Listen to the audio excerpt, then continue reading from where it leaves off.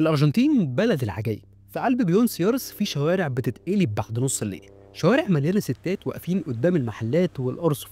والموضوع هناك مش سر ولا خوف، لا الدعارة هناك رمية، وبالعكس مسموحة ومفتوحة في كل مكان. والمشهد قدام عينك مرعب من كتر الواقعية. الأغرب من كده إن ده كله بالقانون، محدش بيستخبى ولا بيمشي ورا الحيط. الحرية هناك واخدة شكل تاني خالص.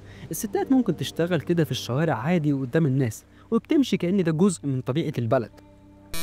الأرجنتين اتولدت من صراع الاستعمار الأسباني، وجم من قرون وفرضوا ثقافتهم، لكن الشعب قاوم وكتب اسمه في التاريخ. حروب وتمرد لحد ما خدوا استقلالهم، والبلد كلها حكايات محفورة في الشوارع.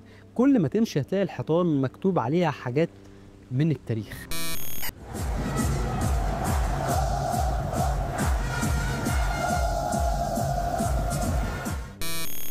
العاصمة بيونس ايرس قلب الأرجنتين النابض، ومدينة مليانة فن وموسيقى ورقص وتانجو، وشوارعها واسعة وكافيهاتها بتفضل شغالة طول الليل. والناس هناك ودودون وحياتهم بالليل والنهار، والمدينة عمرها ما بتنام أبدا، وهتشوف فيها حاجات عجائب. على الساحل الأطلنطي هتلاقي مدينة مار ديل باتا، شواطئها من أجمل الشواطئ في أمريكا اللاتينية. سياح كتير بييجوا يستمتعوا بالشمس والرمل، والحياة هناك كلها بحر وأجازات، وكأنك في مصيف بس على مستوى عالمي. جنوب الأرجنتين جنة اسمها باتو جونيور، جبال جليدية وضخمة ومشهد يخطف العين. تقدر تشوف حيتان ودلافين في البحر، والحياة البرية كمان فيها أجمل مما تتخيل. التانجو مش مجرد رقص، دي لغة كاملة بيحكي عن الحب والألم والشغف. والشوارع والناس هناك بترقص عادي قدامك، والمزيكا هناك جزء من الهوية. والفن دايما حاضر في كل زاوية من زوايا البلد.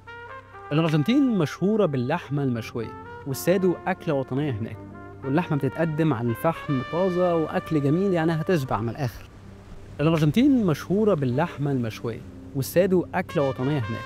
واللحمة بتتقدم على الفحم طازة، وأكل جميل يعني هتشبع من الآخر. الأرجنتين بلد تناقضات، فيها حرية بتوصل للصدمة، وفيها طبيعة وجمال ياخدوا العقل. تاريخ تقيل وثقافة مميزة، بلد هتخليك مش عارف تبص على إيه ولا على إيه.